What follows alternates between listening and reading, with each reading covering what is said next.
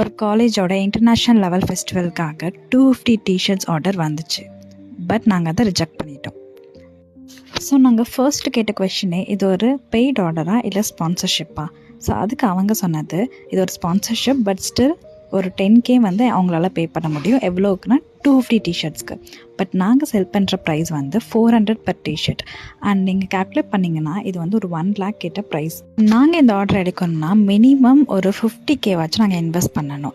So அதுக்கு எங்களுக்கு இன் ரிட்டனாக என்ன கிடைக்கும்னா, சர்டிஃபிகேட்டில் எங்கள் லோகோ, டிஷர்ட்டில் எங்கள் லோகோ அண்ட் ரீல்ஸ் அண்ட் போஸ்டெல்லாம் அவங்க வந்து எங்களை டேக் பண்ணுவாங்க.